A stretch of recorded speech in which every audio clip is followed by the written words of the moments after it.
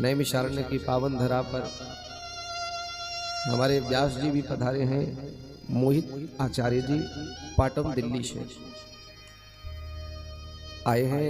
इनका पूरी जयपुर की भक्त मंडली की ओर से स्वागत है। और हमारे जयपुर के भक्तों के लिए दो शब्द ये इस कथा में जरूर अपने मधुर वचन प्राप्त कराएं, जिससे हमारे जयपुर निवासियों को बड़ा आनंद आए। आइए आप श्री से निवेदन करूंगा, ये शर्मा जी के सानिध्य से पधारे हैं। इस नैमिषारण्य की पावन धरा पर आज उस पीठ पर ये बोलने जा रहे हैं जिस पीठ पर एक बार बोलने से जीवन की गाड़ी जो है वो रेंगती नहीं है, दौड़ती है। क्योंकि ये कौन सी पीठ है? मनुष्य कृपा की पीठ। आज यहाँ माता पिता का आशीर्वाद इनको प्राप्त हुआ और निवेदन करूंगा कि आप श्री बोलिए। ओम स्वस्ति गुरु चरण कमलेभ्यो नमः। व्यासाय विष्णु रूपाय नमः। आदरणीय परम पूज्य श्रद्धे आचार्य जी व्यासपीठ की अद्वितीय शोभा बढ़ाते हुए व्यास स्वरूप में आप सभी श्रोताओं के सम्मुख बाल कृष्ण लाल की वांगमय प्रतिमूर्ति, शब्दमय प्रतिमूर्ति श्रीमद् भागवत महापुराण का सुंदर या यूं कहें अति सुंदर वाचन कर रहे हैं। जैसा कि अभी व्यास जी ने कहा कि ये वो सिद्धपीठ है जहां पर आना ही अपने आप में बहुत बड़े सौभाग्य की बात है। और आकर के श्रीमद् भागवत महापुराण के रस को अनुग्रहित करना, ये तो उससे भी बड़े पुण्य कर्मों से, जब हमारे अनंत जन्मों के पुण्य कर्म जब उदित होते हैं तब ये सौभाग्य प्राप्त होता है। क्योंकि महाराज जी ने कहा, इसलिए कथा को मैं ज्यादा अपनी वाणी से इनके लिए जितना भी शब्द कहे जाए उतने कम है। बहुत ही कम आयु से यहां तक इन्होंने अनेक प्रकार के संघर्षों के साथ और अपनी अनंत लगन के साथ भगवान की इस दिव्य कथा को अनंत श्रोताओं तक पहुंचाया है। इस सिद्धपीठ और इस भूमि का जो कहते हैं ना प्रताप, तपोभूमि है। 88,000 ऋषि मुनियों की तपोभूमि है। देवी शतरूपा महाराज मनु, जिन्होंने 23,000 वर्षों तक भगवान की तपस्या की, अनंत पुण्यों का जब उदय होता है तो ये सब सौभाग्य प्राप्त होता है। आप सभी इस सौभाग्य के परम श्रोता और परम भाग्यशाली। आचार्य जी और समस्त संगीत बंधुजनों को, परम जितने भी आगंतुक महानुभाव हैं, उन सभी को इस पावन कथा के लिए साधुवाद। भगवान की ये कथा निरंतर हर किसी के हृदय में प्रकट होती रही। और कहते हैं ना कि भाव भक्ति का अंकुरित करना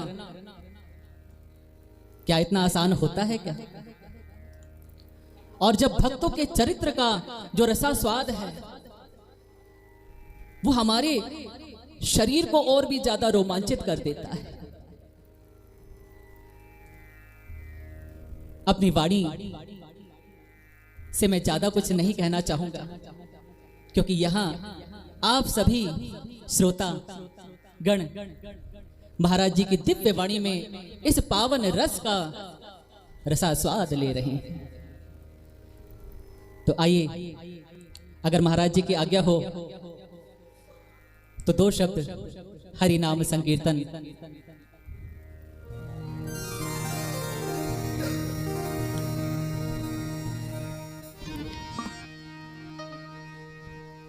कृष्णाय वासुदेवाय हरे परमात्मने प्रणतः क्लेशनाशाय गोविंदाय नमो नमः।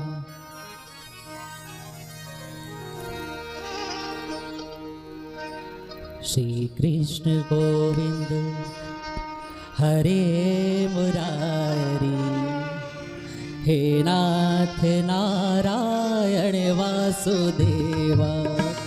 कृष्ण गोविंद हरे मुरारी, हे नाथ नारायण वासुदेवा। श्री कृष्ण गोविंद हरे मुरारी, हे नाथ नारायण वासुदेवा। कृष्ण गोविंद हरे मुरारी, हे नाथ नारायण वासुदेवा। हे नाथ नारायण वासुदेवा। हे नाथ नारायण वासुदेवा। हे नाथ नारायण वासुदेवा। हे नाथ नारायण वासुदेवा। श्री कृष्ण गोविंद हरे मुरारी, हे नाथ नारायण वासुदेवा। कृष्ण गोविंद हरे मुरारी, हे नाथ नारायण वासुदेवा। पित मात स्वामी सखा हमारे, पित मात स्वामी सखा हमारे। पित मात स्वामी सखा हमारे। पित मात स्वामी सखा हमारे। हे नाथ नारायण वासुदेवा। हे नाथ नारायण वासुदेवा। श्री कृष्ण गोविंद हरे मुरारी, हे नाथ नारायण वासुदेवा। श्री कृष्ण गोविंद हरे मुरारी, हे नाथ नारायण वासुदेवा।